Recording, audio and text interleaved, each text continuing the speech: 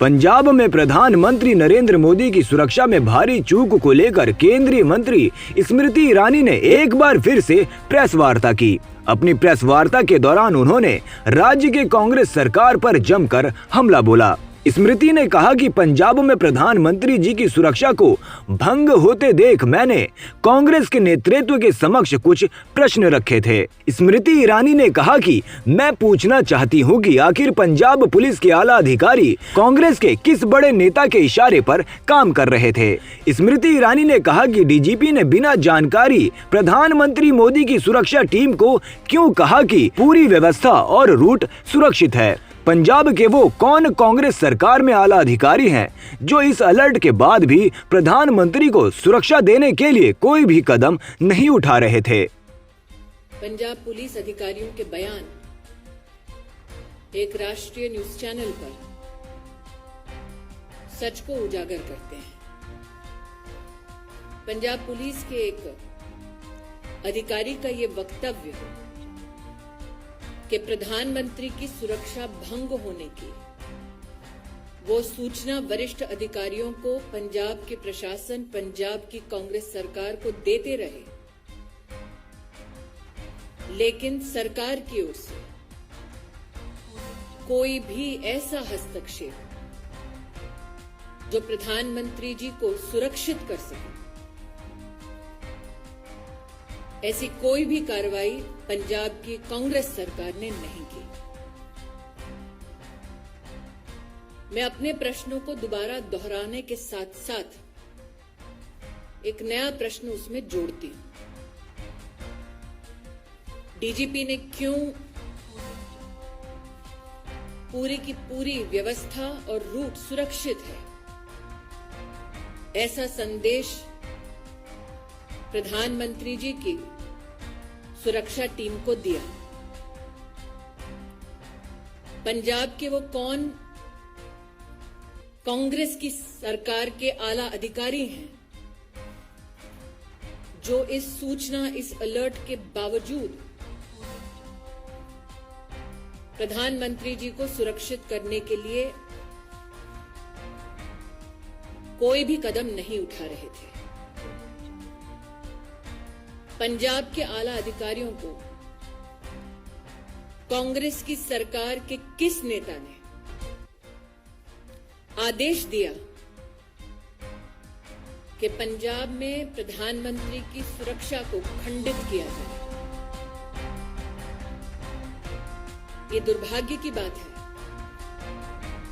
कि कांग्रेस के नेता इस गंभीर परिस्थिति को किसी न किसी हास्यास्पद तरीके से छोटा करने का प्रयास कर रहे हैं। पंजाब पुलिस के अधिकारियों का बयान देना कि बार बार उनकी कोशिशों के बावजूद कांग्रेस पार्टी के नेतृत्व ने जानबूझकर प्रधानमंत्री को एक असुरक्षित माहौल में रखा, ये न सिर्फ निंदनीय है बल्कि दंडनीय भी। Ladies and gentlemen of the media, on the 5th of January, on behalf of the Bharatiya Janata Party, we came to you with our outrage with regard to the breach of the Honorable Prime Minister's security in the state of Punjab. The questions I posed before you to the Congress High Command and the Congress leadership were this: why did the DGP police in Punjab give an all clear in terms of the safety of the route that was to be undertaken by the Honorable Prime Minister? This question was met with an expose by a national news channel. What is extremely disconcerting is that Punjab police officials in this news report have highlighted how they continuously engaged with the Congress government and administration in Punjab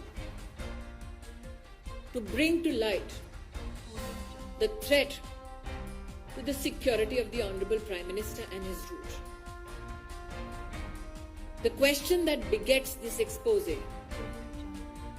is who in the Punjab Congress-led government continued to deliberately ignore these threats to the Prime Minister's security. Today, I am joined with and by Shri Anil Baluni to reiterate those very questions to the Congress High Command. Why were security measures which are protocol for the Honorable Prime Minister deliberately breached due to the active connivance of the Congress-led government in Punjab? Who sought to benefit in the Congress party from the breach of the Prime Minister's security?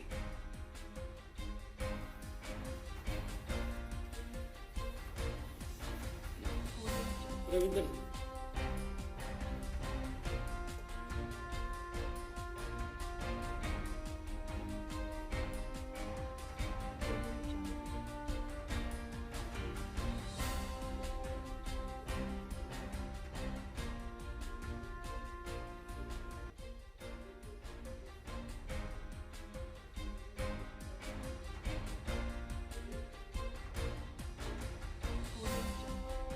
Ravindra जी, जब मैं आपके सम्मुख प्रस्तुत हुई थी 5 जनवरी को, तब कांग्रेस के नेतृत्व में प्रधानमंत्री की असुरक्षा को लेकर, सिक्योरिटी ब्रीच को लेकर जश्न का माहौल था।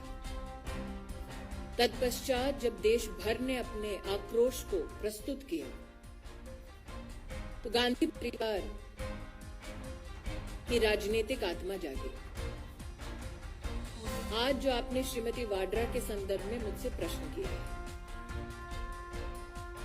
मुझे ज्ञात है कि उन्होंने स्वयं एक इंटरव्यू में इस बात को कबूला कि पंजाब के मुख्यमंत्री ने उनको ब्रीफ किया प्रधानमंत्री की सिक्योरिटी ब्रीच के संदर्भ में।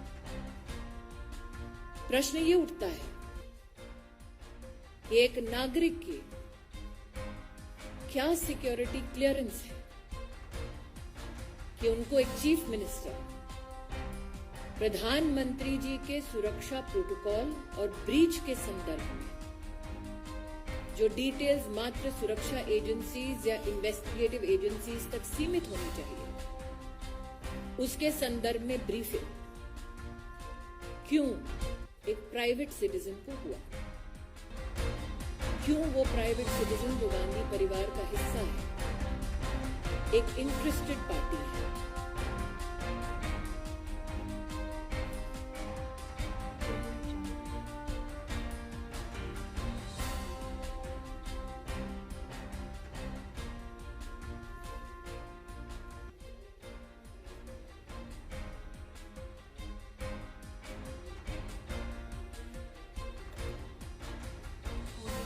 मैं इतना ही कहूंगी कि मैं माननीय सुप्रीम कोर्ट पर टिप्पणी करना उचित नहीं समझती।